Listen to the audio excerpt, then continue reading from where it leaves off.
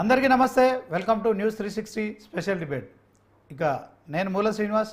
అయితే ఈరోజు టాపిక్ హైడ్రా మరి స్లో అండ్ స్టడీగా వెళ్తుందా? హైడ్రా ఏర్పడిన అనతి కాలంలోనే సంచలనాలకు కేరఫ్గా మారింది.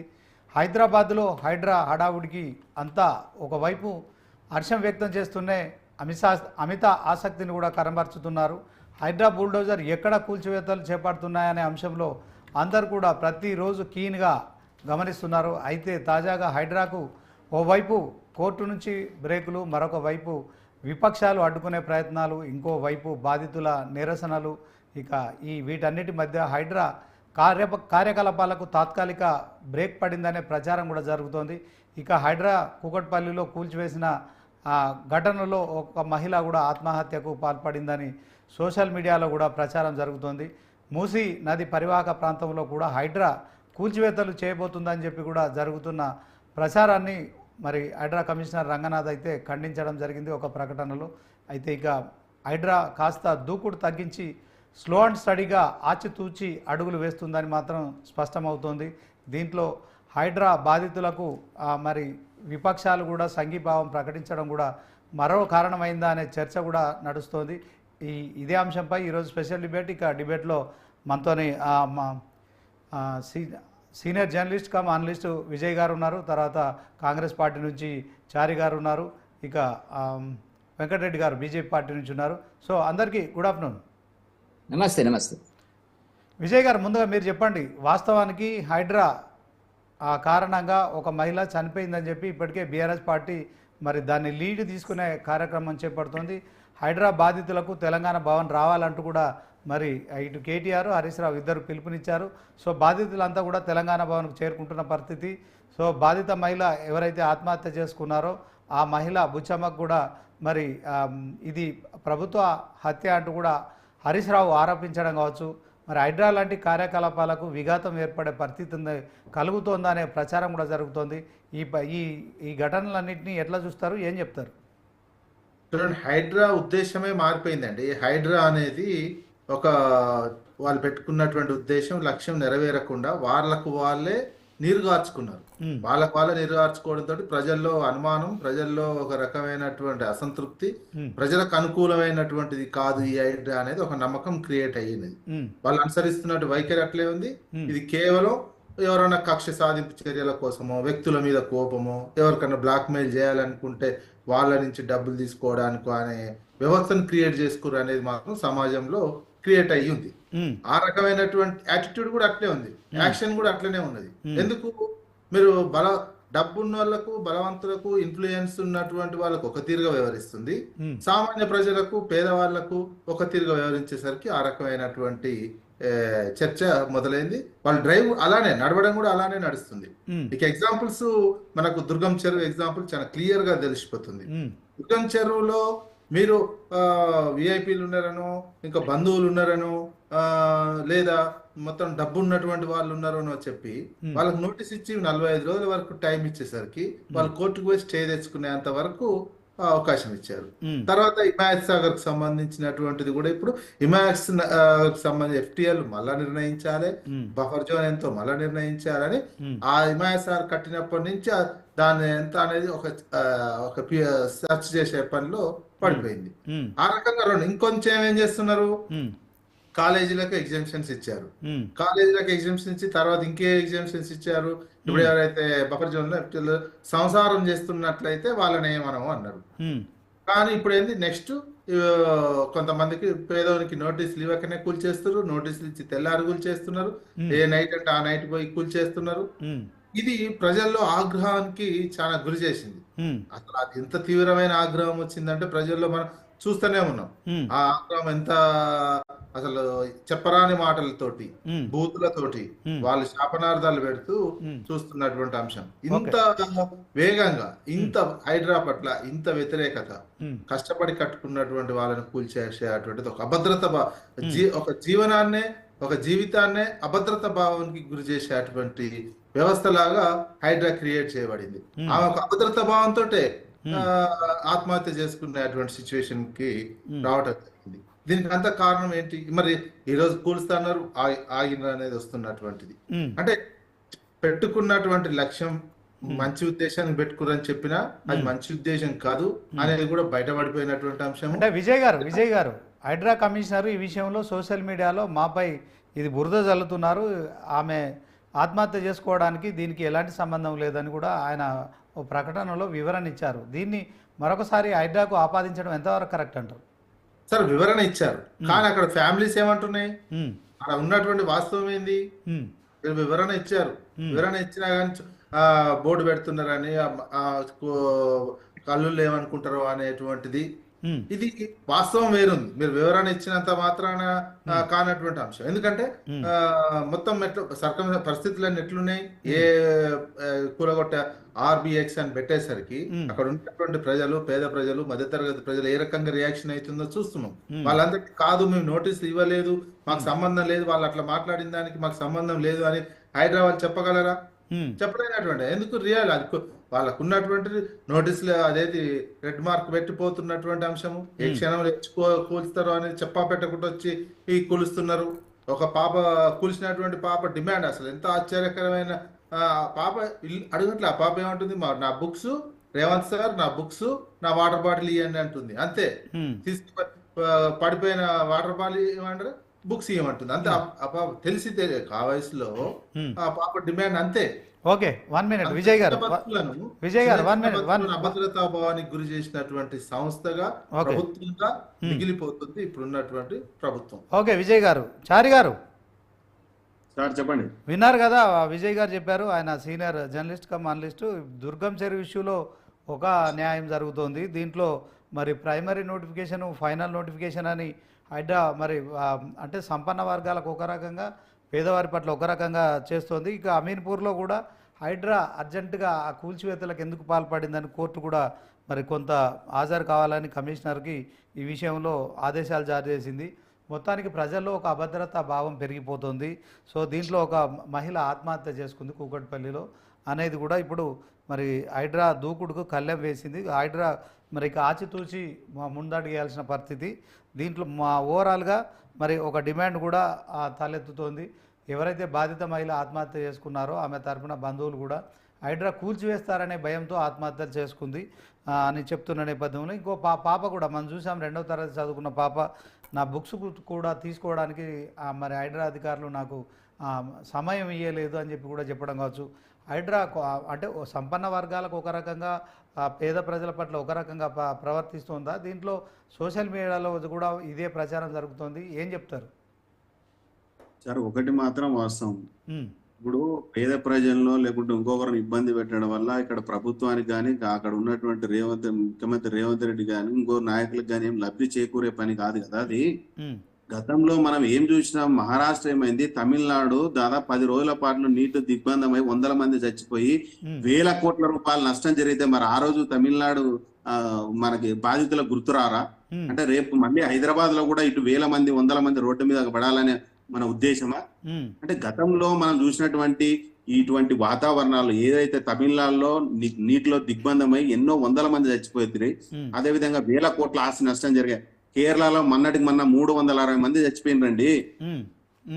కాంగ్రెస్ పార్టీకి సోక, ప్రజలతో తిట్టించుకోవడానికి, ప్రజలతో ఉమ్మించుకోవడానికి, అడ్డదిడ్డంగా సోషల్ మీడియాలో ఎవడు పడితే వాడు ఏదో ట్రోల్ చేసి కాంగ్రెస్ పార్టీకి అదేమన్నా మంచి వాతావరణం క్రియేట్ చేయాలని మేము అనుకుంటున్నాం. అంటే కావాలని ఉద్దేశపూర్వకంగా తిట్టించుకోవాలని ఎవరికైనా ఉంటుందా? కేరళలో ఎందుకు 360 మంది చచ్చిపోయారు? ఎన్ని వేల ఇల్లు కూలిపోయినాయి, ఎన్ని వేల లక్షల ఆస్తులు ధ్వంసమైనాయి. ఇప్పుడు గతంలో జరిగినటువంటి వివిధ రాష్ట్రాలకు జరిగినటువంటి నష్టాన్ని మనము పరిగణలోకి తీసుకొని, అన్న చెప్పినట్టు ఉద్దేశమే మారిపోయింది. ఉద్దేశం ఎక్కడ కూడా మారలే.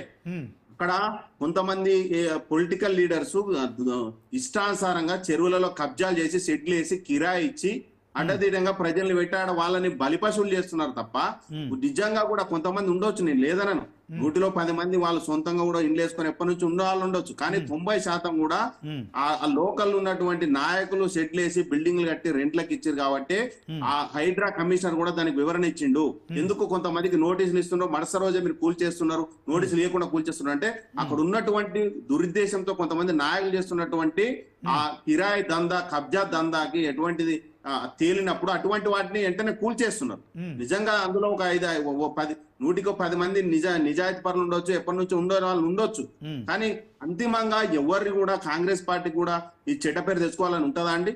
సొసైటీ కోసం చేస్తున్నాము. కేరళలో జరిగింది, మహారాష్ట్రలో జరిగింది, తమిళనాడులో జరిగింది, నిన్నటికి నిన్న ఆంధ్రప్రదేశ్ లో జరిగింది. వేల కోట్ల రూపాయలు ఆస్తి నష్టం జరిగి 100 మంది రోడ్ల మీద వాడు చచ్చిపోతే మరి చూడరా అండి? ఇవన్నీ జరగదా? ఇవన్నీ చూసలేరా? వాళ్ళ ఎవరి కోసం? మేము కాంగ్రెస్ పార్టీకి ఏమైనా దానివల్ల ఉపయోగం ఏముంది? రేపు లోకల్ బాడీ ఎలక్షన్ వస్తాం, మనం కూడా రాజకీయం చేయాలనుకుంటే ఈ రోజు ఆపేసి ఈ వ్యవస్థ ఎటన్నా అయిపోయినా హైదరాబాద్ మునిగిపోనని చెప్పేసి మేము పక్కకు ఉండొచ్చు కదా. ఎందుకు ఇంతమంది ఇబ్బంది పడుతున్నా, బాధపడుతున్నా? కానీ అంతిమంగా ఆశయం గొప్పగా ఉండాలి. భవిష్యత్తు హైదరాబాద్ అనేది ఒక బ్రాండ్ గా ఉండాలి. రేపు పొద్దున హైదరాబాద్ లో ఉన్నటువంటి యువకులకు, వ్యాపారస్తులకు ఒక బ్రాండ్ ఇమేజ్ దెబ్బతినకూడదు. 10 రోజులు 20 రోజులు నీటిలో మునగ ఉండకూడదు అనే ఉద్దేశంతో కదా. దానివల్ల ఏమో కాంగ్రెస్ పార్టీకి ఏదో గొప్ప పేరు వస్తుందని కాదు కదా. అక్కడ కాంగ్రెస్ పార్టీ నాయకుల ఆస్తులు లేవు, లేకుంటే ఇంకా కాంగ్రెస్ పార్టీకి సంబంధించినటువంటి వ్యక్తులు ఏం లేరు, ప్రజలే ఉన్నారు. కానీ వ్యవస్థ కోసం చేసేటప్పుడు కొంతమందికి ఇబ్బంది జరగడంలో వాస్తవం ఉండొచ్చు. కానీ అన్న చెప్పినట్టు ఎందుకు ఎడ్యుకేషన్స్ యూనివర్సిటీని వాళ్ళకి ఎగ్జామ్షన్ ఇచ్చినారు. ఎంబీబీఎస్ 4 సంవత్సరాలు సీట్లు తీసుకొని చదువుతున్నారండి. ఇప్పుడు తీసి పాడేస్తే రోడ్డు మీద పాడేసి ఎటు పోవాలి? వాళ్ళ చదువులు పూర్తయిన తర్వాత 100% ఏ కాలేజీని వదలం, ఎవరిని వదలరు అనేది కదా ఆ రోజు చట్టంలో నిబంధనలు పెట్టింది. కాబట్టి విద్యార్థుల భవిష్యత్తు రోడ్డు మీద పడకుండా కొన్ని విషయాలు ఎగ్జామ్షన్స్ ఇస్తూ, కొన్ని ఎవరైతే కమర్షియల్ గా ఇట్లా కబ్జాలు చేసి ఇండ్లు కట్టి కిరాయిలు ఇస్తారో అటువంటి వాటిని 100% కూల్ చేయడానికి ప్రభుత్వం నిర్ణయం తీసుకుంది. హైడ్రా కొనసాగుతుంది. ఎవరి ఉద్దేశం? కాంగ్రెస్ పార్టీకి ఏం అవసరం అంది జనాలతో తిట్టించుకోవడానికి? ఇవాళ ఫేక్ సోషల్ మీడియా సృష్టిస్తున్నటువంటి వీడియోలు, అటువంటి పనికిమాల మాటలు సోషల్ మీడియా పెట్టి ఏదో ట్రోల్ చేసుకొని వాళ్ళు వ్యూస్ పెంచుకొని ఏదో బతకడానికి చేస్తున్నటువంటి ఉద్దేశం తప్ప నిజంగా కూడా మేమేమన్నా టైం ఇస్తలేరా? ఎందుకు ఇస్తలేరు నోటీసులు? ఎందుకు టైం ఇస్తలేరు? టైం ఇచ్చిన తర్వాత వాళ్ళు దాడులు చేయడానికి వస్తున్నారు. కొంతమందికి ఎవరికైతే మాకు వస్తలేదు అంటారో అవి ఏదైతే ఉద్దేశపూర్వకంగా కావాలని కబ్జాలు చేసి ఇండ్లు కట్టి కమర్షియల్ గా క్రియేట్ చేసినారు కాబట్టి అటువంటి వాటిని కూల్చుంది తప్ప హైడ్రా ఎక్కడ కూడా ప్రజల్ని మోసం చేయాలి, ఇబ్బంది పెట్టాలి, రోడ్ల మీద వాడాలి, వాళ్ళ భవిష్యత్తును పాడు చేయాలి, మాకు దానివల్ల ఒరిగేది ఏం లేదు. కానీ అంతిమంగా హైదరాబాద్ ప్రయోజనాల కోసం రేపు భవిష్యత్తులో హైదరాబాద్ మళ్ళీ ఇటువంటి మునకల కారణం కాకుండా మరొక విజయవాడగా, మరొక చెన్నై, మరొక కేరళ కాకుండా ఉండాలంటే అందరి సమిష్టి నిర్ణయంతో సహకరిస్తారనే ఉద్దేశంతో హైడ్రా స్టార్ట్ చేశారు. ఓకే చారి గారు, మీరు పక్క రాష్ట్రాల దాకా వెళ్లాల్సిన పని లేదండి. మొన్న మన పొరుగున ఉన్న జిల్లా ఖమ్మంలో చూసిన మున్నేరు వాగు పొంగింది. సో మరి ఖమ్మం పట్టణం మొత్తం ఎంతమంది నిరాశ్రయులు, ఎంతమంది పంటలు పోయినాయి, ఎంతమంది ఇండ్లు పోయినాయి, కొంతమంది చనిపోయారు కూడా. ప్రమాదం జరిగింది. ఒకటే విషయం అండి, నేనేమంటున్నా, అటు ప్రమాదం జరిగి 100 ఇండ్లు కట్టకపోయి 100లాది మంది చచ్చిపోతే దానికి ఎవరు బాధ్యులు గారు? ప్రకృతి వైద్యం, ప్రకృతి బాధ్యత వహిస్తున్నట్టు ప్రకృతి మీద తోసేస్తారు.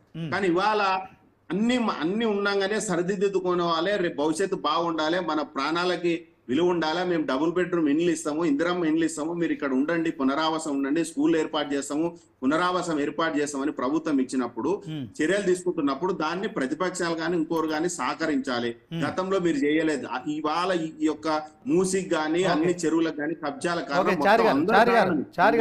అన్ని పార్టీలు ఉన్నాయి. కారణమైనప్పుడు సరిదిద్దుకోవడానికి కూడా అందరూ సహకరించాలనేది కాంగ్రెస్ పార్టీ. వెంకటరెడ్డి గారు చెప్పండి. గత జిహెచ్ఎంసీ ఎన్నికల్లో వరదలు వచ్చిన క్రమంలో బీజేపీ పార్టీ మరి కంటికి కన్ను పంటికి పన్ను అన్నట్టు మాట్లాడారు. సో ఓవరాల్గా గతంలో ఎప్పుడు లేని విధంగా కూడా మీరు జిహెచ్ఎంసీలో కార్పొరేటర్లను గెలుచుకున్నారు. మరి హైదరాబాద్లో భారీ వరదలు, వర్షాలు అప్పుడు బీజేపీకి లాభం చేకూర్చాయి.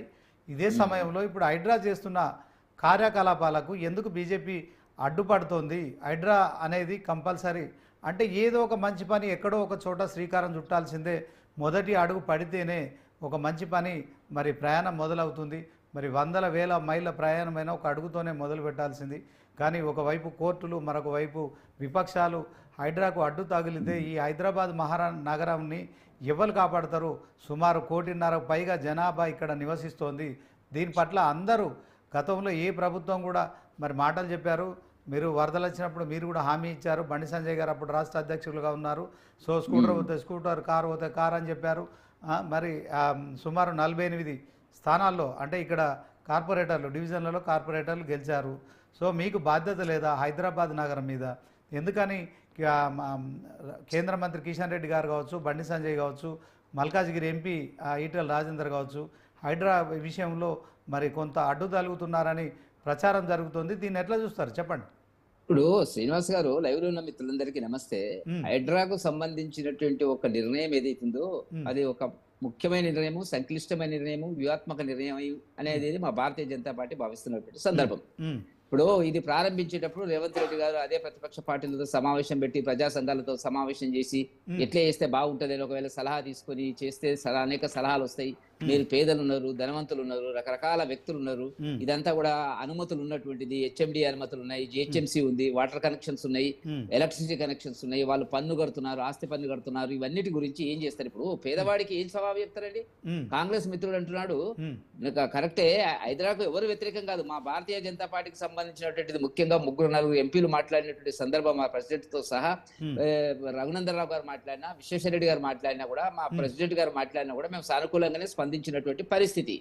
ఎప్పుడైతే అక్కినేని నాగార్జున అదైతే బిల్డింగ్ కూలగొట్టడం జరిగినటువంటిదో ప్రజల్లో బ్రహ్మాండంగా రేవంత్ రెడ్డి పట్ల ఇమేజ్ పెరిగినటువంటి మాట వాస్తవం. ఇవాళ జీరోకి వచ్చింది, మీరు గుర్తుంచుకోవాల్సినటువంటిది. ఎందుకు వచ్చింది అంటారు? జీరోకి రావడానికి అదే కాదు. ఇప్పుడు ఎక్కడి నుంచి స్టార్ట్ చేయాలండి? గండిపేట చెరువులో ఉన్నటువంటి కాంగ్రెస్ నాయకులు, దీనికంతా ఎవరు కారకులు? 75 సంవత్సరాల ఆంధ్రప్రదేశ్, ఉమ్మడి ఆంధ్రప్రదేశ్, హైదరాబాద్ పాలనలో సుమారుగా 50 సంవత్సరాలు పాలించింది కాంగ్రెస్, 15 సంవత్సరాలు పాలించింది టీడీపీ, తర్వాత 10 సంవత్సరాలు పాలించినటువంటిది టీఆర్ఎస్. ఆ టీఆర్ఎస్ లో ఉన్నటువంటి వాళ్ళే ఇలా కాంగ్రెస్ లో అధికారంలో ఉన్నారు. అక్కడ ఇక్కడ అన్నిట్లో వాళ్ళే ఉన్నారు, ఎక్కడ పోలేదు. ఎందుకంటే 83లో యంగ్ స్టేజ్ లో టీఆర్ఎస్ లో జాయిన్ అయినంతా కూడా ఇప్పుడు మంత్రులుగా ఉన్నారు. ఇప్పుడు గత 10 ఏళ్ళలో టీఆర్ఎస్ గవర్నమెంట్ లో వాళ్ళే ఉన్నారు, ఇప్పుడు కాంగ్రెస్ లో కూడా వాళ్ళే ఉన్నారు. పార్టీ ఫిరాయించేంత మాత్రం చేత నాయకులకు బాధ్యత లేదా? ఇప్పుడు మన తాండూరు మాజీ ఎమ్మెల్యే కూడా ఉన్నారు. మరి ఆయన పరిస్థితి ఏంది? ఇప్పుడు నేను అంటున్నది ఏంటంటే, గండిపేట చెరువులో ఉండేటువంటి రాజకీయ నాయకుల యొక్క బఫర్ జోన్ లో గానీ, ఎఫ్టిఎల్ లెవెల్లో గానీ నిర్మాణం చేసినటువంటి విలాసవంతమైనటువంటి ఫామ్ హౌస్ లా వాటిని ఏమంటారు గానీ, ఆ విల్లాల గురించినటువంటి సమాచారం మీద మీరు సేకరించి ప్రజలకు చెప్పి మొదట అక్కడి నుంచి స్టార్ట్ చేయండి. మీరు ఏం చేసినారు? వల్ల అవన్నీ వదిలేసినారు.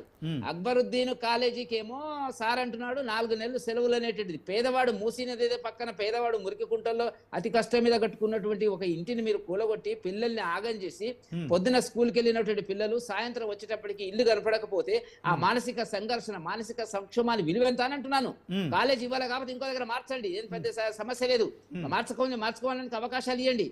మీరు రాజకీయంగా వచ్చేటప్పటికి అసదుద్దీన్ ఓవైసీకి, సోనియా గాంధీ గారికి లింక్ ఏంటి చెప్పినటువంటిది? ఏమా మా ఓట్లతో గెలిచినాడు, మరి ఇప్పుడు ఇట్లా చేస్తున్నాడు అనేటువంటి పద్ధతిలోకి వచ్చినప్పటికీ ఎట్లా తప్పించుకోవాలని చెప్తున్నారు. అది ఎక్కడ తీసుకున్నారు? అదే మల్లారెడ్డి సంగతి ఏంది? పల్లా రాజేశ్వర గారి సంగతి ఏంది? సొంతంగా రేవంత్ రెడ్డి గారి సోదరుడు తిరుపతి రెడ్డి గారి సంగతి ఏంది? ఆయన సరెండర్ చేస్తా అని చెప్పినాడు, తర్వాత కోర్టుకి వెళ్ళి ఆర్డర్ తెచ్చుకున్నాడు. మీరు అవన్నీ వదిలేసి పేదవాడికి ఏమో కోర్టు తెలియదు, లాయర్ తెలియదు, డబ్బు తెలియదు, అతి కష్టం మీద కట్టుకుని ఒక గుడిసె వేసుకుంటే శ్రీనివాస్ గారి వల్ల ఖాళీ చేయాలంటే ఎంత ఇబ్బంది అవుతుంది? గుడిసెనే నేను చెప్తున్నటువంటిది. కాబట్టి ఆ కోణంలో ఆలోచించి మీరు ఒక నిర్ణయం అనేటువంటిది చేయాలని ఉన్నదా? మీ ఉద్దేశాలు ఏందో అర్థమైతే లేదు. ఈ విచిత్రమైన పరిస్థితి. రేవంత్ రెడ్డి గారి యొక్క ఇమేజ్ ఈ విషయంలోకి వచ్చేటప్పటికి జీరోకా ఇంకా కొన్ని రోజులైతే మైనస్ కు పోయేటది. తాను దూకుడుగా వెళ్తాను, గట్టిగా మాట్లాడతాను, గట్టిగా మాట్లాడిన చేత పరిపాలన అనేటువంటిది సుపరిపాలన అనిపించుకోదు. అరిస్తే అయిపోయింది, కేసీఆర్ మీద అర్చన అయిపోయింది. సరే, వాళ్ళు అట్లాగా పరిపాలించినారు, వాళ్ళు చేసినటువంటి రకరకాల అన్యాయాలు ఉన్నాయి, అక్రమాలు ఉన్నాయి, వాళ్ళు కూడా బాధ్యులు. ఆ చరిత్ర అది ముగిసింది. ఎందుకంటే వాళ్ళు పవర్లో లేరు, అక్కడ పక్కకు పెట్టండి. మీకు అధికారం ఇచ్చిన తర్వాత, 64 మంది సభ్యులు అధికారం ఇచ్చిన తర్వాత కేసీఆర్ అనుసరించినటువంటి విధానాలనే మీరు చాలా దూకుడుగా, వేగంగా 9.5 కేసీఆర్ పాలనలో మీరు 9.5 పాలన వేగంగా వాళ్ళ దారిలో మీరు వెళ్ళడానికి ప్రయత్నం చేస్తున్నటువంటిది. ఎక్కడి నుంచి? పార్టీ ఫిరాయింపుల దగ్గర నుంచి, అబద్ధాలు ఆడే దగ్గర నుంచి, వాళ్ళ మేనిఫెస్టో ఏం రాశారో చదువుకోమనండి. ఒక్క బస్సుకు సంబంధించినటువంటి మహిళలకు సంబంధించింది ఒకటే సక్సెస్ఫుల్, అది కూడా వాళ్ళు ఫ్రీగా పోతున్నారు. పురుషులు టికెట్లు తీసుకున్నటువంటి వాళ్ళేమో, కొన్నటువంటి వాళ్ళేమో బస్సులు ఎక్కిపోతున్నారు. ఫ్రీక్వెన్సీ పెంచలే, కొత్త బస్సులు పెంచలే, ఇబ్బంది అవుతున్నట్టు నేను ప్రయాణం చేసి చూసినాను కాబట్టి చెప్తున్నటువంటి పరిస్థితి వాళ్ళ కనపడుతున్నటువంటిది. కాబట్టి మిగతా ఏ మేనిఫెస్టోలో ఏం చెప్పారో చెప్పండి నాకు. ఒక్కటన్నా చేసినారని చెప్పండి. రైతు రుణమాఫీ అంటున్నారు. రైతు రుణమాఫీకి వచ్చేటప్పటికి వాళ్ళు చేసినటువంటి పరిస్థితి ఏం చెప్పండి నాకు. అక్కడ ఇక్కడ కూడా ఇప్పుడు కూడా మన నాగేశ్వరరావు గారు అగ్రికల్చర్ మినిస్టర్ అంటున్నటువంటి మాట ఏంటంటే ఇంకా 4.5 లక్షల మందికి ఈ నెల చివరి వరకు వేస్తామంటున్నారు. రేవంత్ రెడ్డి గారు ఏం చెప్పిండు, ఆగస్టు 15కి అయిపోయింది, మొత్తం అయిపోయింది అనేటువంటి ప్రచారం చేసుకున్నటువంటి పరిస్థితి. రైతన్న దానికి నిర్వచనం మీ దగ్గర ఉందా? మీ మేనిఫెస్టోలో 42 పేజీల మేనిఫెస్టోలో మీరు రాసింది ఏందో చదువుకుంటూ ఒకసారి. రాసినటువంటి దాంట్లో ఎక్కడ కూడా చెప్పలేదు మీరు పెన్షన్ రైతుకి ఇయ్యము, ఉద్యోగస్తు రైతుకి ఇయ్యము, టీచర్ రైతుకి ఇయ్యము, ఇన్కమ్ ట్యాక్స్ కట్టేవాడికి ఇయ్యము అని చెప్పినారా? మీరు చెప్పకుండా సగానికి సగం తగ్గించేసి కోతలు కోసేసి ఇవాళ మీరు ఇచ్చింది కూడా టెక్నికల్ గ్రౌండ్స్ మీద ఇవ్వడం లేదు. మీ దగ్గర డబ్బు లేదు. మీరు ఇచ్చినటువంటి హామీలు గతంలో టీఆర్ఎస్ ఏ రకంగా హామీలు ఇచ్చి చతికిల పడ్డదో, బొక్క బోర్ల పడ్డదో అదే దారిలో కూడా మీరు ప్రయాణం చేస్తున్నారు అనేటువంటిది స్పష్టంగా కనపడుతున్నది. వెంకటరెడ్డి గారు, చారి గారు, ముందుగా గవర్నమెంట్ వెంకటరెడ్డి అన్న చెప్పినట్టు నేను ఒకటే అడగదలుచుకున్నాను. ఏ పేదోడికి గుడిసెలు కూడగొట్టి మేము ఇబ్బంది పెడుతున్నాం అంటున్నారో ఫస్ట్ పేదోడి జోలికి పోలేదు. ఎక్కడైతే ఎవరెవరైతే హైడ్రా కమర్షియల్ గా ఎవరైతే ఉన్నారో నాగార్జున గారిని లేకుంటే అటువంటి కమర్షియల్ బిల్డర్స్ ని కూలగొట్టినప్పుడు అందరూ సప్పట్లు కొట్టినారు, వాస్తవమే. కానీ ఇవాళ అందులో పేదోడు కూడా వచ్చినప్పుడు ఇప్పుడు నేను ఒకటే సింపుల్ చెప్తున్నా, వాళ్ళకి పునరావాసం కల్పించి వాళ్ళకి డబుల్ బెడ్రూమ్లు ఇల్లు ఇచ్చి అక్కడ వాళ్ళకి నివాసాలకు తరలించడానికి ప్రయత్నం చేసేది కూడా తప్పేనంటారా? అంటే ఇప్పుడు నేను ఒకటే సింపుల్ చెప్పదలుచుకున్నది, వాళ్ళకు ఒక ఇల్లు కూలుస్తున్నాం అన్నప్పుడు డబుల్ బెడ్రూమ్ ఇల్లు కేటాయించి అక్కడ తరలించడానికి కూడా అధికారులు పోయినరు కదా. అంటే మేము వాళ్ళ ఇల్లు కూల్చి మీరు రోడ్డు మీద పడుకోండి అని ఎక్కడ ప్రభుత్వం చెప్పలేదు కదా. మేము వాళ్ళకి డబుల్ బెడ్రూమ్ ఇల్లు ఇస్తున్నాము, వాళ్ళు ఉండడానికి అవకాశం కల్పిస్తున్నాము. అవకాశం కల్పించినప్పుడు కొన్ని రాజకీయ పార్టీలు, ప్రతిపక్ష పార్టీలు మాట్లాడినంత మాత్రాన ఇప్పుడు సరైన నిర్ణయం కాదు. సరే మనం కూడా కేరళ లాగా 360 మంది చనిపోయిన తర్వాత నిర్ణయం తీసుకుందామా, లేకుంటే తమిళనాడు లాగా 10 రోజుల పాటు నీటిలో దిగ్బంధం అయిన తర్వాత హైదరాబాద్ నిర్ణయం తీసుకుందామా? అంటే ఎట్లా ఒక పని చేసేటప్పుడు ఒక సాహసోపేతంగా ఇవాళ రాష్ట్రంలో కాంగ్రెస్ పార్టీ మీద వేలాది మంది ఇప్పుడు సోషల్ మీడియా బురద వెళ్ళే ప్రయత్నం చేస్తున్నారు. అయినా సరే ఇప్పుడు హైదరాబాద్ హితం కోసం చేస్తున్నాం కాబట్టి మనం దానికి ఇప్పుడు కాంగ్రెస్ పార్టీకి దానివల్ల ఏం ఫేవర్ ఉందంటే అక్కడ కాంగ్రెస్ పార్టీ నాయకులకు ఏమైనా ల్యాండ్లు ఏమైనా ల్యాండ్ అక్విజిషన్ జరుగుతుంది. గండిపేట ఫామ్ హౌస్ లో ఒకటి ఎవరిని వదిలిపెట్టామండి, ఎవరిని వదిలిపెట్టాం? ఎవరు ఫామ్ హౌస్ లో ఎవరిని వదిలిపెడతాం? ఎందుకు వదిలిపెడతారు? బాజాప్తా 100% అన్ని కూల్ చేస్తామని బాజాప్తా చెప్తున్నారు, చేస్తున్నాం. అంటే ఇప్పటి వరకు ప్రక్రియ నేనేమంటున్నా, ఏదైనా ఒక ప్రక్రియ స్టార్ట్ అయితే దానికి అంతిమంగా టైం పడుతుంది. ఒక్కొక్కటి చేసుకుంటూ పోతారు. ఇక ప్రతిదానికి ఏదో భూతత్వంలో పెట్టి మనం చూస్తాం. అన్న చెప్పిండు రైతు రుణమాఫీ గురించి, ఎందుకు చేయలేదన్నా? 33,000 కోట్లు 2 లక్షల వరకు నువ్వు ఈ రోజు దాకా 2 లక్షలు పైబడిన వాళ్ళకి మాత్రమే ఉంది. 2.5 లక్షలు, 2,30,000, 2 లక్షల పైన ఒక్క రూపాయి ఉన్నా కూడా వాళ్ళకి కాలేదు. 2 లక్షల లోపల ఉన్న వాళ్ళకి రుణమాఫీ అయింది. ఎవరు చెప్పిరండి కాలేదని? అంటే ప్రతిపక్షాలు మాట్లాడితే అది నిజమైపోతుందా? నేనేమంటున్నా, జరిగిన వాటిని జరగలేదన్నట్టుగా మాట్లాడే విధానాలు సరైనది కాదు. 2 లక్షల పైబడి ఉంటే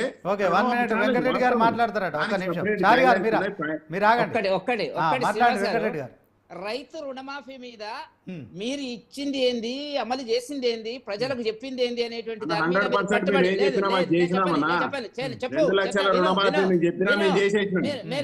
వినో మీరు చేసింది ఏంటంటే తోకలు కత్తిరించారు. మీ మేనిఫెస్టో చదువుకో, మీ మేనిఫెస్టో చదువుకునేటువంటి ఓపిక ఉంటే నా దగ్గర 42 పేజీల మీ మేనిఫెస్టో ఉంది, రెడీ పెట్టుకున్నా.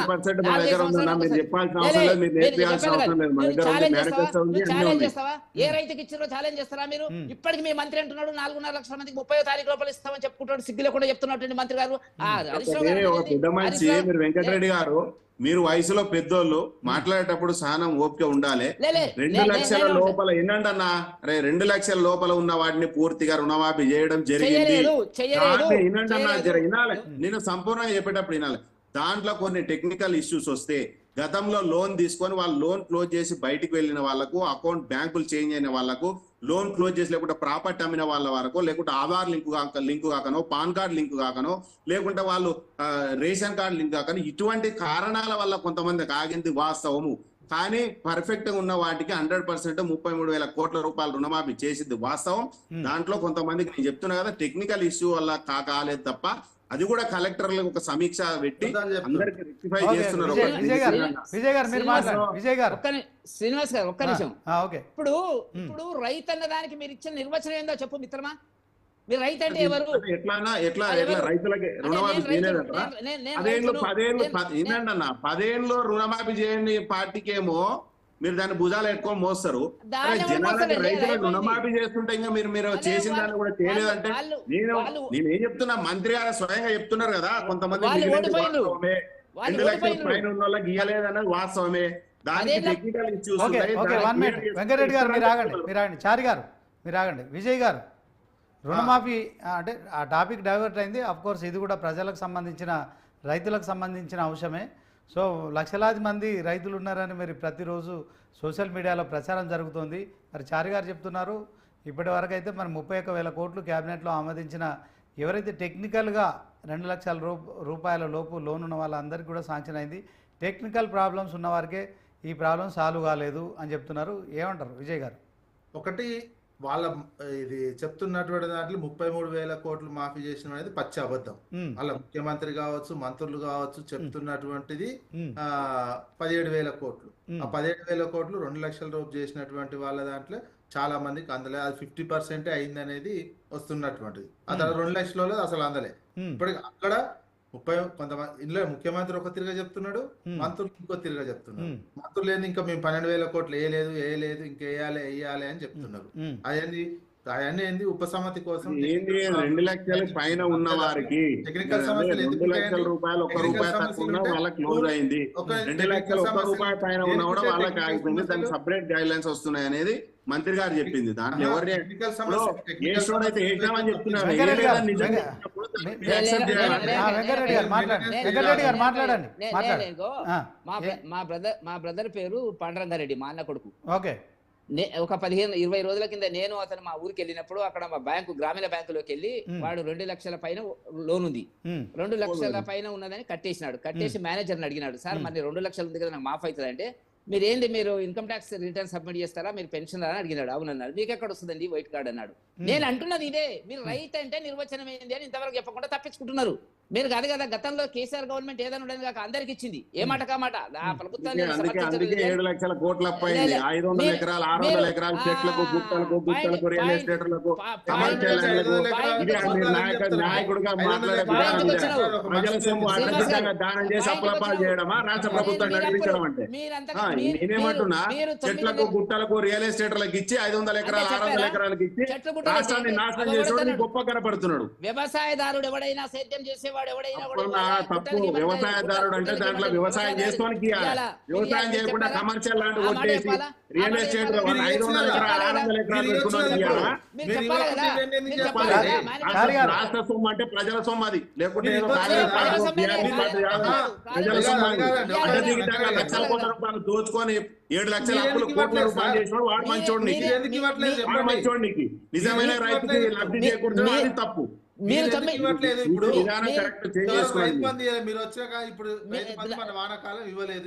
ఒక విషయం మీరు గుర్తు పెట్టుకోవాలి, ఏ రైతు బంధుతోనైతే 1000 కోట్ల రూపాయలు దగా చేసిరు అనేదే కదా మా బాధ. పారదర్శకంగా పైసలు ప్రజలు వినాలి. విజయ్ కుమార్ గారు వినాలి. నేను మాట్లాడుతున్నా కదా, నేను మాట్లాడిన తర్వాత మీరు చెప్పండి, తప్పేం లేదు. మీకు అవకాశం వచ్చినప్పుడు చెప్పండి. నేను మాట్లాడుతున్నా కదా, ఒక నిమిషం వినండి అన్న, వినండి. నేనేమంటున్నా అన్న, వినండి. రైతు బంద్ అనేది గతంలో ఏం జరిగింది? ఒక నిమిషం వినన్నా, ఒక నిమిషం విను కదా విజయ్ కుమార్ అన్న, ఒక నిమిషం విను, నాకు అవకాశం. నేనేం చెప్తున్నా, గతంలో ఏం చేసింది రైతు బంధు పేరుతోని? మల్లారెడ్డి అనేటోడు 500 ఎకరాలు వాడికి ఏమవసరం Rythu Bandhu? Commercial real estate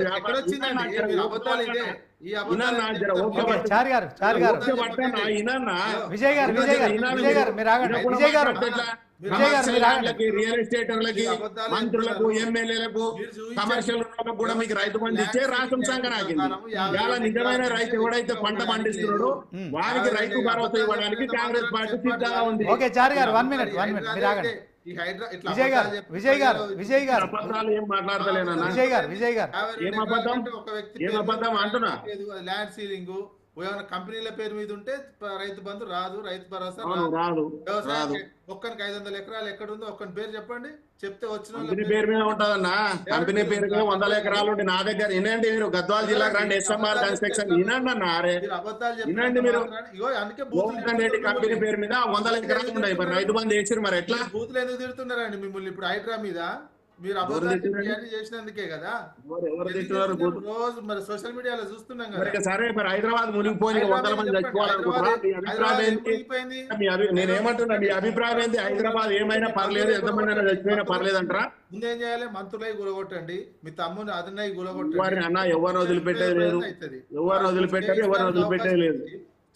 కోర్టుకు పోయేటందుకు అవకాశం ఇచ్చి వాళ్ళ కూలగొట్టకుండా ఉండి మరి నాగార్జున మళ్ళీ ఎందుకు హై రైజ్కి ఇచ్చారు? ఆడ పర్మిషన్ ఇస్తున్నారు, మరి ఎందుకు అవుతున్నాయి? నాగార్జున కూలగొట్టిరు, ఆ ప్లేస్ లో హై రైజ్ కు పర్మిషన్ ఇస్తున్నారు, మరి ఎందుకు అవుతున్నాయి? మరి దానికి చెప్పండి.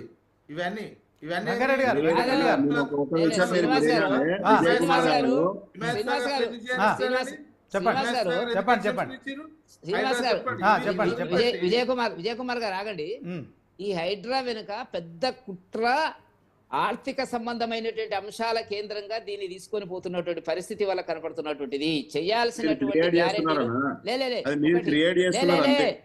మీకు కుట్రేంటి ముందు చెప్పండి. కుట్రేంటి చెప్పండి. కుట్ర ఏమిటంటే బ్లాక్ మెయిలింగ్. ఇప్పుడు 1012 వల్ల వాళ్ళకు అనుబంధంగా వార్తలు రాసే రేవంత్ రెడ్డికి అనుకూలంగా వార్త రాసేటువంటి ఈ రాష్ట్రంలో హైడ్రా వల్ల నన్ను డబ్బులు డిమాండ్ చేశాడని మొత్తం రియల్ ఎస్టేట్, ఒక్క నిమిషం, మొత్తం రియల్ ఎస్టేట్ కేంద్రంగా ఇయ్యాల శ్రీనివాస్ గారు. 1012 ఫైళ్లు ఈ హైరేజ్ బిల్డింగ్స్ గానీ వెంచర్స్ కు సంబంధించిన ఫైలు ముఖ్యమంత్రి గారి దగ్గర ఆయనే వెంకటరెడ్డి గారు వెంకటరెడ్డి గారు మీరు ఆగండి. నేను ఇందాక ఒక మాట చెప్పిన, హైదరాబాద్ను మనం కాపాడుకోవాలంటే ఖచ్చితంగా హైడ్రా లాంటి వ్యవస్థను ఏర్పాటు చేసుకోవడం హర్షణీయము. ఎట్ ద సేమ్ టైం మొన్న మున్నేరువాగు ఖమ్మం పట్టణ కేంద్రాన్ని మొత్తం ముంచేసింది. మరి మన కళ్ళ ముందే చాలామంది చనిపోయారు. ఇదంతా మనం చూస్తున్నాం. అలాంటి పరిస్థితి హైదరాబాద్లో తలెత్తుతే లక్షల మంది, వేల మంది కాదండి, లక్షల మంది చనిపోయే పరిస్థితి ఉంటుంది. సో దీనికి శ్రీకారం చుట్టిన నేపథ్యంలో మనం అంతా హర్షించాల్సిందే. At the same time blackmailing చేస్తున్నారు ప్రభుత్వం అని అంటున్నారు. బ్లాక్ మెయిల్ చేసే క్రమంలో వాళ్ళందరి దగ్గరికి వెళ్ళి మరి రెగ్యులరైజ్ చేసుకోండి, మరి మీ ఆస్తులు మీకు ఉంటాయని చెప్పి ప్రభుత్వం మరి ఆ ఖజానాను సమకూర్చుకోవచ్చు, నిధులు సమీకరించుకోవచ్చు. కానీ దాంట్లో ఎక్కడ కూడా ఒక కమిషనర్, ఒక ఐపీఎస్ ఆఫీసర్ను కమిషనర్గా నియమించి పూర్తి స్థాయిలో దానికి ఒక చట్టబద్ధత కల్పించే దిశగా ముందుకు తీసుకెళ్తోంది. ఈ నేపథ్యంలో ప్రతిపక్షాలైన బీజేపీ, బీఆర్ఎస్లు అడ్డుకోవడంతో దీంట్లో కూడా రాజకీయాలు చేయడం ఎంతవరకు సబబంటారు చెప్పండి. ఇప్పుడు మేము పోరాడుతున్నటువంటిది ప్రజల పక్షాన, బడుగు వర్గాలు, మధ్యతరగతి ప్రజలు జీవితంలో నువ్వు ఆగవయ్యా, నువ్వు మాట్లాడేటప్పుడు నేను ఇంటర్ఫియర్ గాను. మర్యాద నేర్చుకోరు, కొద్దిగా సంస్కారం నేర్చుకోని కొద్ది కాంగ్రెస్ వాళ్ళు మాట్లాడేటప్పుడు టీవీలలో. నేను అంటున్నది ఏంటంటే, మీరు చేసేటువంటి ఒక ప్రణాళిక అనేటువంటి కార్యక్రమం అనేటువంటిది వల్ల మీరు పెద్దల సంపద ఉన్నటువంటి వాళ్ళు, ఆస్తిపరులు, రాజకీయంగా పలుకుబడి వాళ్ళని వదిలేస్తున్నారు అనేటువంటిది ప్రజల్లో వచ్చినటువంటి వల్ల పరిస్థితి. నేను చెప్తున్నా కదా, అక్కినే నాగార్జున కొలగొట్టినప్పుడు రేవంత్ రెడ్డి ఇమేజ్ బ్రహ్మాండంగా పెరిగింది స్టాక్ మార్కెట్. ఇందాక మీరు కుట్ర అన్నారు, బ్లాక్ మెయిల్ అన్నారు.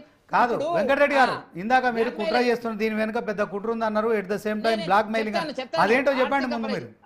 ఆర్థిక ప్రయోజనాలు ఉన్నాయి దీంట్లో. ఏంటి ఆర్థిక ప్రయోజనాలు? ఎట్లా అంటే ఎట్లా వస్తుంది? ఫైల్ ఆపినరు. ఇప్పుడు నాకు ఒకరిద్దరు పెద్ద హై రైజ్ బిల్డింగ్స్ ఉన్నటువంటి వాళ్ళు కలిసినటువంటి పరిస్థితి. వాళ్ళు ఏంటంటే, మా ఫైల్ ఇంతవరకు క్లియర్ అయితే లేదు, అన్ని సబ్మిట్ చేసినాము, ఏవైనా డీవియేషన్స్ ఉంటే సబ్మిట్ చేసినాము అంటే నేను నిజమో కాదనుకున్నా. ఇవాళ నేను ఆంధ్రజ్యోతి పత్రిక చదివితే హెడ్ లైన్స్ లో ఫస్ట్ పేజీలో వచ్చినటువంటిది ఏమిటంటే, 1012 ఇటువంటి అపార్ట్మెంట్స్ కు సంబంధించినటువంటి పెద్ద పెద్ద real estate high rise building సంబంధించినటువంటి ఫైళ్లను కూడా ముఖ్యమంత్రి గారి దగ్గర అట్లాగే పెండింగ్ లో ఉన్నాయని చెప్పడం జరిగింది. దేనికోసం పెండింగ్ పెడతారండి? మీరు దేనికోసం పెండింగ్ పెడతారా అంటున్నా? మీరు వాటి అనుమతుల విషయం పక్క పెడదాం. మనకు అనుమతులు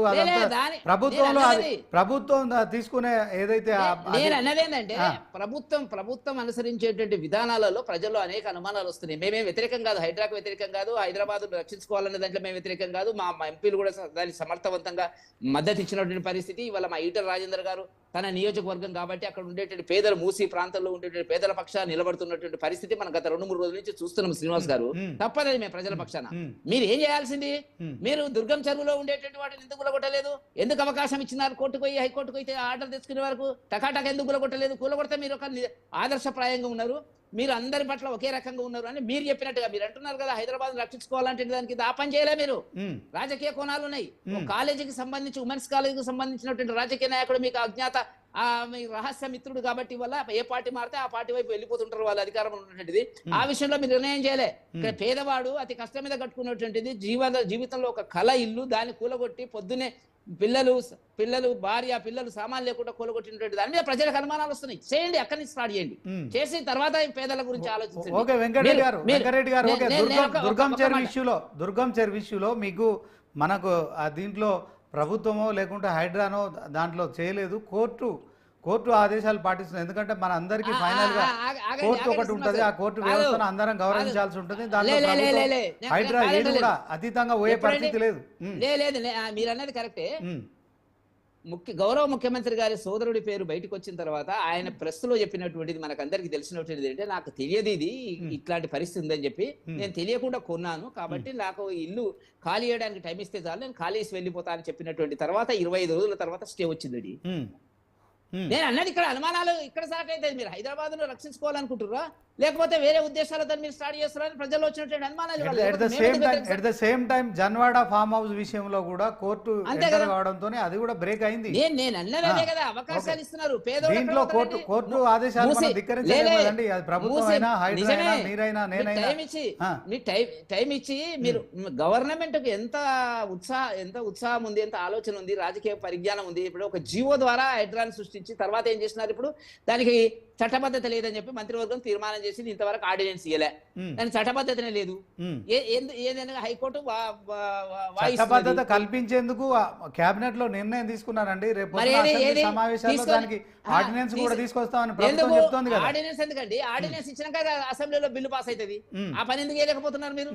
ఎందుకు చేయలేకపోతున్నారు అంటే చెప్పండి చారి గారు ఆర్డినెన్స్ ఇచ్చిందా? ఒక విషయము, గవర్నమెంట్ హైడ్రాకి చట్టబద్ధత కల్పించింది, ఆర్డినెన్స్ తీసుకొస్తుంది, అసెంబ్లీలో పెడుతుంది. కానీ ఈ క్రమంలో ఏదైతే మనం ప్రక్రియ స్టార్ట్ చేసినామో జిహెచ్ఎంసి అండర్ లో వ్యవస్థ నడుస్తుంటది సార్. ఇప్పుడు కోర్టులు అనేది సర్వసాధారణం. అదే కోర్టులు చెరువులు కబ్జాలు అవుతుంటే ఏం చేస్తున్నారు?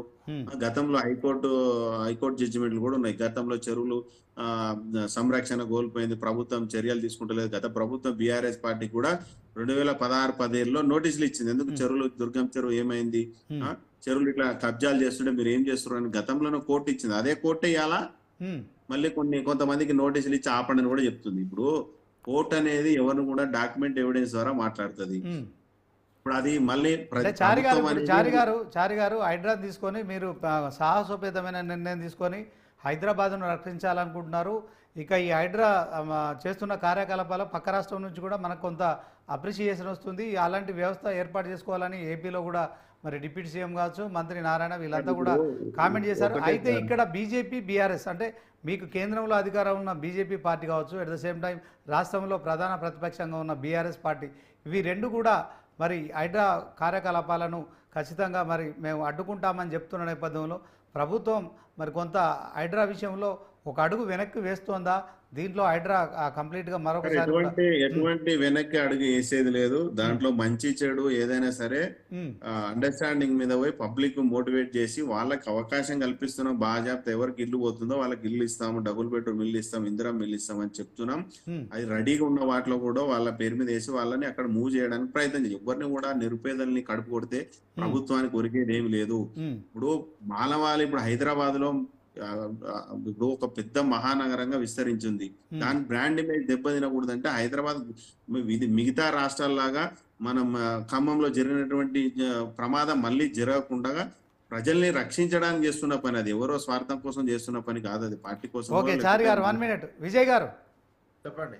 నిరుపేదల కడుపు కొట్టడం కాంగ్రెస్ ప్రభుత్వ లక్ష్యం కాదు. ఎట్ ద సేమ్ టైం ఆ ప్రయత్నం కూడా మేము చేయము. సో వాళ్ళందరికీ కూడా డబుల్ బెడ్రూమ్లు ఇల్లు ఇవ్వబోతున్నాము. హైదరాబాద్ బ్రాండ్ ఇమేజ్ని పెంచడానికి, హైదరాబాద్ను ఒక టూరిజం హబ్గా తయారు చేయడానికి, మూసీ నది ప్రక్షాళన చేయడానికి మేము ముందుకొస్తున్నాము. దీంట్లో బీజేపీ బీఆర్ఎస్లు మరి ఒకటైపోతున్నాయి. వాటి చీకటి ఒప్పందం ఇప్పుడు హైడ్రా కార్యకలాపాలకు అడ్డు తగులుతుండడంతోనే బయటపడుతున్నాయని చెప్పి కూడా చారి గారు చెప్తున్న మాటల్లో భావం ఏం చెప్తారు? పేద ప్రజలు రోజు చూస్తూనే ఉన్నాం కదా, ప్రజలు వాళ్ళు కడుపు కొడుతుర్రా, ఇల్లు కూల కొడుతుర్రా, వాళ్ళ జీవితాలు ఆగం చేస్తుర్రా అనేది నిన్న మొన్న ప్రజలు ఏ రకమైనటువంటి పదజాలంతో తిడుతున్నారో మనం కళ్ళారా చూసినాం, విన్నటువంటి విషయం. అది ఒకవేళ రియల్ నిజంగా చూసుకున్నట్లయితే అది ఒరిజినల్ కాంగ్రెస్ కి ఏమైనా ఉంటుందో ఏమో.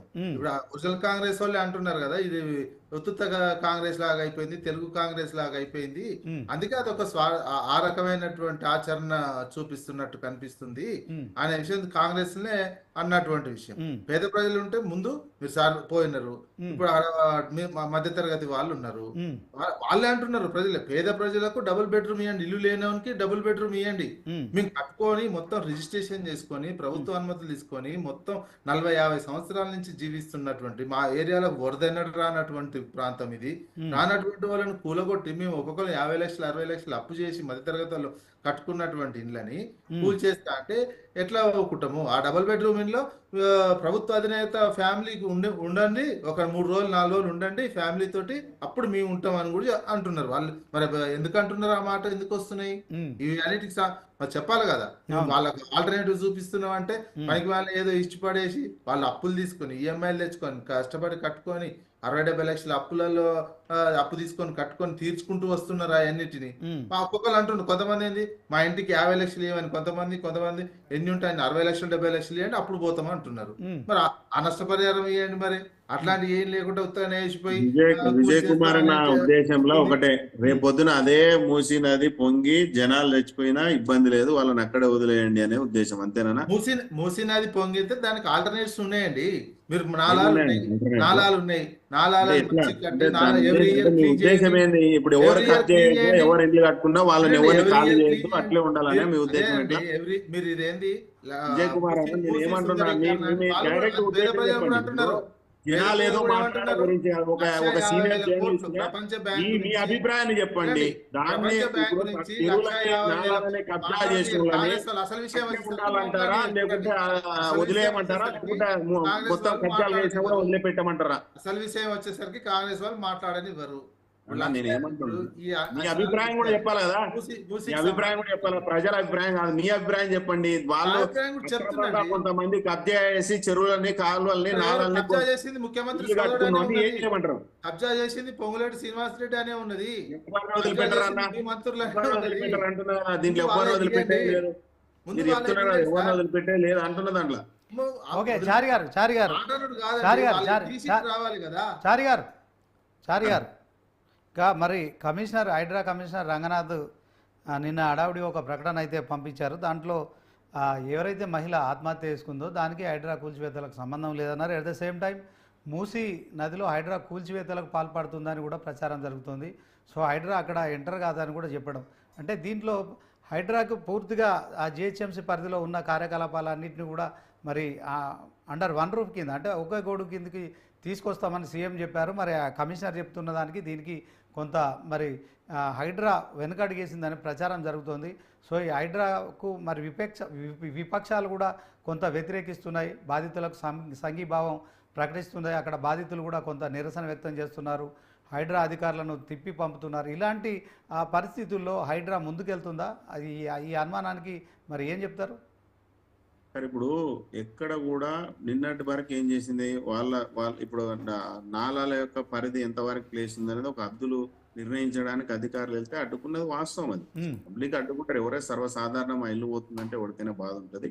ఎన్నో ఇండ్ల నుంచి ఉన్నట్టు గతంలో చేసినటువంటి తప్పిదాలు మళ్ళీ చేయకుండా ఫ్యూచర్ లో ఇంకొకటి కూడా అక్కడ ఆ పరిధిని దాటి ఏదైతే ఇప్పుడు FTL కానీ తర్వాత బఫర్ జోన్ల పరిధి వరకు మనము బౌండరీస్ చేసిన ఆ లైన్స్ మనం ఆ బార్డర్ ని మనం డిక్లేర్ చేస్తే ఫ్యూచర్ లో ఇంకొకడు కొనకుండా అమ్మకుండా ఇంకొకడు మళ్ళీ అక్కడ కన్స్ట్రక్షన్ చేయకుండా ఉండడానికి ప్రభుత్వం నిర్ణయం తీసుకునేది. అంటే మనము గవర్నమెంట్ యొక్క నాలాల యొక్క పరిధి ఎంతవరకు ఉందనేది మనం నిర్ణయించినప్పుడే ఇటువంటివి జరుగుతాయి భవిష్యత్తులో కూడా.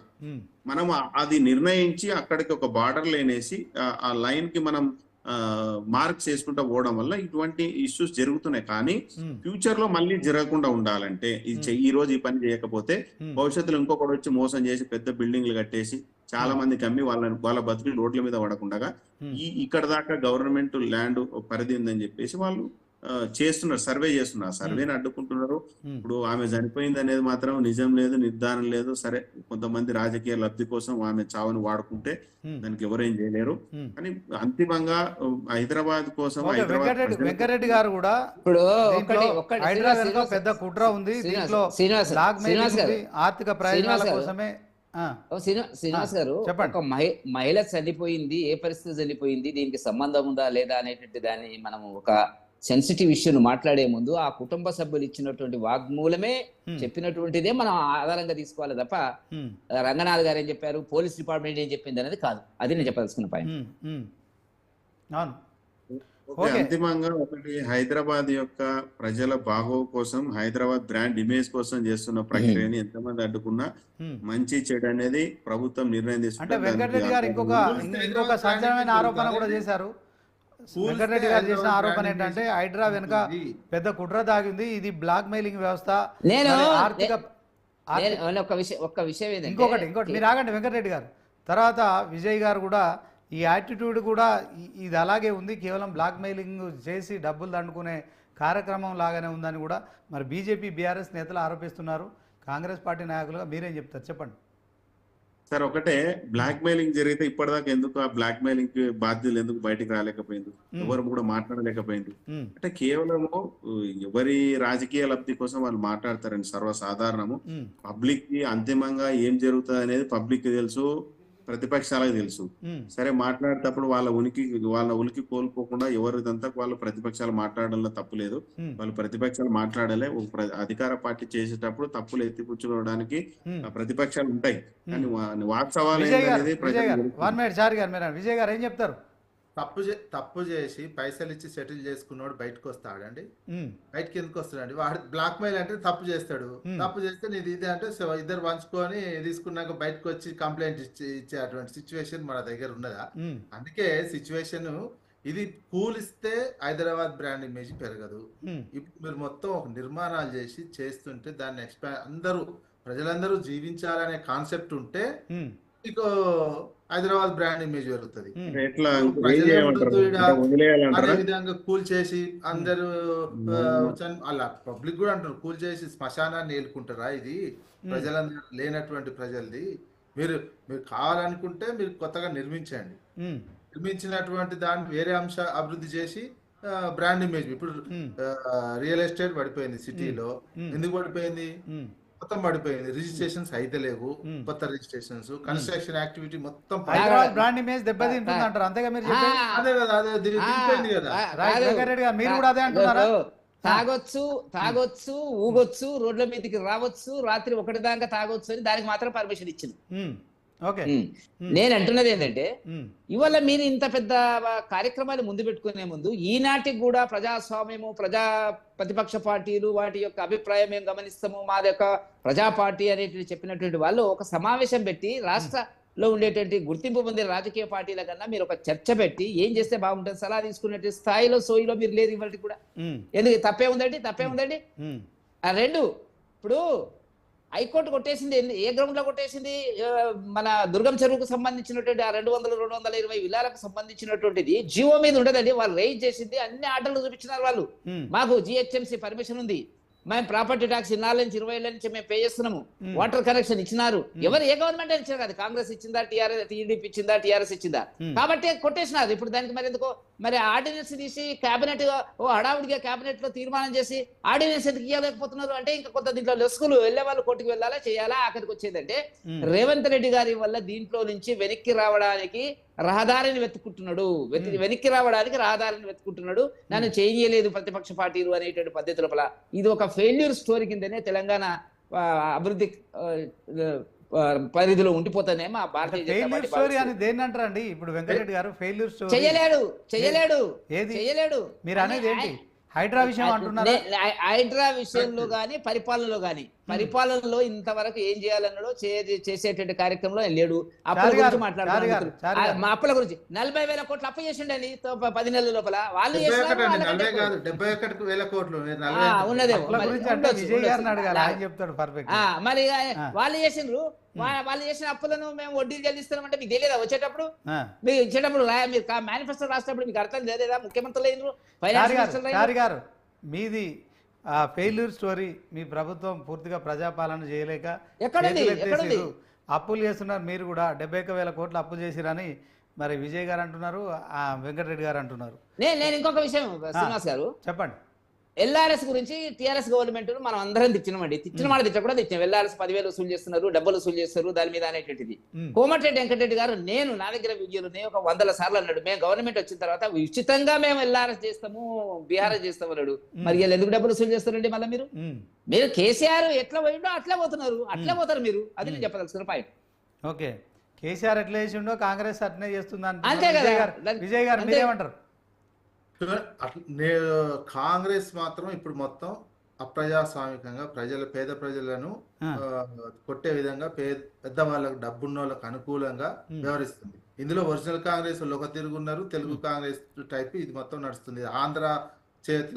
ఆంధ్ర చంద్రబాబు చేతుల్లో బందీ అయినటువంటి వ్యక్తుల చేతుల్లో నడుస్తున్నట్టే కనిపిస్తుంది. ఇది అంతా అదే నడుస్తుంది. వరల్డ్ బ్యాంక్ అప్పులు, వరల్డ్ బ్యాంక్ నుంచి 1,50,000 కోట్లు తేవాలి, ఈ మూసి సుందరీకరణ పేరుతోటి అందులో నుంచి మేము తీసుకోవాలనే కాన్సెప్టే నడుస్తుంది నిరంతరం. వరల్డ్ బ్యాంక్ చెప్పినట్టు, ఆంధ్ర భావజాలం చెప్పినట్టు, తెలుగు భావజాలం చెప్పినట్టు నడుస్తున్న కాంగ్రెస్ లాగా ఉంది. నేనే కాదు, ఇట్ ఇన్ ద పార్టీలో కూడా వాళ్ళు చాలా మంది ఎక్స్పెక్ట్ చేస్తూనే ఉన్నారు, అదే అంటున్నారు. వాళ్ళు హైకమాండ్ కూడా అదే నివేదికలు పంపిస్తూనే ఉన్నట్టు మనకు తెలుస్తున్నటువంటి అంశం. ఓకే చారి గారు ఓకే, ఇప్పుడు ఫెయిల్యూర్ స్టోరీ మీది.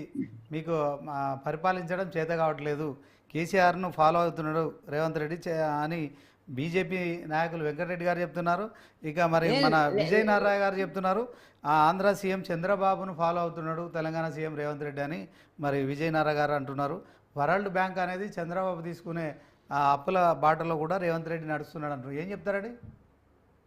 సార్ ఒకటే వాస్తవము, మేము ఫెయిల్యూర్ అయ్యింటే మా ప్రభుత్వం గెలిచేది ఉండేది కదా. మరి బీజేపీ నాయకులకు తెలవాలి ఎవరు ఫెయిల్యూర్ ఈ రాష్ట్రంలో అన్న సంగతి వాళ్ళు తెలుసుకోవాలి. మాదా బీజేపీ నాయకులదా తెలుసుకోవాలి. మీరు ఎన్ని సీట్లు గెలిచారు, ఏం జరిగింది అనేది మీకు తెలవాలి. వెంకటరెడ్డి గారికి ఫెయిల్యూర్ స్టోరీ మాదా మీద అనేది మీకే వదిలేస్తున్నా. ఇంకొకటి, అప్పులు అనేది ఎవరు కూడా ఈ రాష్ట్రానికి ఎవరో కావాలని అప్పులు తేరు. అప్పులు అనేది అభివృద్ధి కోసం చేస్తారు, దాన్ని సరైన పద్ధతిలో వాడాల్సినటువంటి బాధ్యత ప్రభుత్వం మీద ఉంటుంది. గత ప్రభుత్వం 1,000 కోట్ల రూపాయలు అవినీతి చేసింది, అప్పులు తెచ్చి అనేది కాగి నివేదిక ఇచ్చింది. ఏదో కాంగ్రెస్ పార్టీ నేను మాట్లాడుతున్నది కాదు, కేవలం ఒక ప్రాజెక్ట్ లోనే 5,000 కోట్ల రూపాయలు అవినీతి చేసిందని. అప్పులు అనేది సర్వసాధారణం, ఏ ప్రభుత్వం అయినా, ప్రపంచ బ్యాంక్ అయినా. ఇప్పుడు కేంద్రంలో నడిపే నరేంద్ర మోడీ కూడా 1,00,000 కోట్ల అప్పు తెచ్చిండు. అట్లా అని చెప్పేసి అవినీతి చేసింది, మొత్తం అప్పులు తెచ్చి దేశం నాశనం అయిందని ఒప్పుకుంటారా వెంకటరెడ్డి గారు? కాబట్టి ఎవరు కూడా అప్పులు తెచ్చినా రాష్ట్ర అభివృద్ధి కోసం తెస్తారు, దాన్ని పారదర్శకంగా ప్రజలకు సద్వినియోగం చేయాలి. గత ప్రభుత్వం లాగా అప్పులు తీసుకొచ్చి లక్షల కోట్ల రూపాయలు అవినీతి చేసి దోచుకోవడానికి ప్రజాపాలన ఇక్కడ కాంగ్రెస్ పార్టీ నడుస్తుంది. కాబట్టి అటువంటి దానికి తావే లేదు. సరే, ఇక ఇప్పుడు ప్రాంతీయవాదాల గురించి మాట్లాడాల్సిన అవసరం లేదు. ఏ ప్రాంతం ఆ ప్రాంతం నాయకులు ఉన్నారో నడుస్తున్నది. ఎవరి అభిప్రాయం వాళ్ళు, వ్యక్తిగత అభిప్రాయాలు వాళ్ళకు ఉండొచ్చు, కానీ అంతిమంగా ఎవరున్నా తెలంగాణ రాష్ట్రం తెలంగాణ వాదులే, తెలంగాణలే అని, తెలంగాణ ప్రజలే అని మేము భావిస్తాం తప్ప ప్రాంత విభేదాలు లేవు. ప్రాంతాల నాయకులకి మేము నడుచుకోవాల్సినటువంటి దౌర్భాగ్య స్థితి కాంగ్రెస్ పార్టీకి లేదు. వ్యక్తిగత అభిప్రాయాలు వాళ్ళకు ఉండొచ్చు, కానీ మాకు మాత్రం తెలంగాణ ప్రజలు, తెలంగాణ సమస్యలు, తెలంగాణ ప్రజలకు ఏం చేయం, తెలంగాణలో భవిష్యత్తు ఫ్యూచర్ సిటీగా మేము ఎట్లయితే మేము హైదరాబాద్ బ్రాండ్ అంబాసిడర్ అనుకుంటున్నామో, దాన్ని ఆ బ్రాండ్ ఇమేజ్ నిలబెట్టడానికి ఎన్ని ఆటంకాలు వచ్చినా, ఎన్ని ఇబ్బందులు వచ్చినా 100% ఆ బ్రాండ్ ఇమేజ్ ని ఫ్యూచర్ సిటీగా తీర్చిదిద్దడానికి కాంగ్రెస్ పార్టీ ప్రయత్నం చేస్తుంది. ఓకే, థ్యాంక్ యూ చారి గారు. మొత్తానికి కాంగ్రెస్ పార్టీ ఖచ్చితంగా హైదరాబాద్ ఇమేజ్ని కాపాడుతుంది. హైడ్రా లాంటి వ్యవస్థను ఆపబోయేది లేదు. సో కొన్ని ఒడిదుడుకులు ఎదురైనప్పటికీ కూడా దీనిలో హైడ్రాను ముందుకు తీసుకెళ్తామని చెప్తున్నారు. మొత్తానికి మరి హైడ్రా ఆ బాధితుల సంఖ్య రోజు రోజుకు పెరుగుతోంది. వారికి విపక్షాలు కూడా సంఘీభావం ప్రకటించడం కావచ్చు, ఒక మహిళ ఆత్మహత్య చేసుకోవడము, సో దాన్ని కూడా హైడ్రాకు ఆపాదించడము, దీంతో మాకు సంబంధం లేదని హైడ్రా కమిషనర్ రంగనాథ్ గారు చెప్పడము.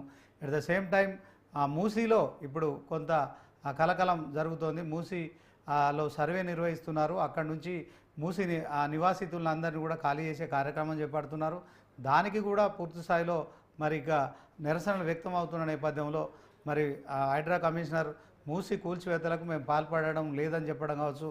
మొత్తానికి హైడ్రా కొంత మరి డిఫెన్స్లో పడ్డట్టు స్పష్టం అవుతోంది. అట్ ద సేమ్ టైం మరి అమీన్పూర్లో ఒక 5 అంతస్తుల బిల్డింగు హుటాహుటిన ఎందుకు కూల్చాల్సి వచ్చిందని కూడా కోర్టు ప్రశ్నించడం కావచ్చు, విచారణకు హాజరు కావడం అనేది అయితే కొంత హైడ్రాకి అయితే కమిషనరు ఎదుర్కొంటున్న సమస్యలు. మొత్తానికి మరి హైడ్రా దూకుడైతే తగ్గేది లేదు. అందరి అక్రమ కట్టడాలను కూల్చేస్తాం, కాంగ్రెస్, బీఆర్ఎస్, బీజేపీ, టీడీపీ ఎవరి అయినా సరే ఉపేక్షించేది లేదని కూడా మరి మనకు డిబేట్లో పాల్గొన్న నర్రా విజయ్ కావచ్చు, అలాగే మరి ఇక కాంగ్రెస్ నాయకులు చారి, అలాగే దాంతోపాటు బీజేపీ పార్టీ వెంకటరెడ్డి గారు చెప్తున్నారు. మరి డిబేట్లో పాల్గొన్నందుకు వాళ్ళందరికీ థ్యాంక్స్. ఇది ఇవాల్టి స్పెషల్ డిబేట్. చూస్తూనే ఉండండి.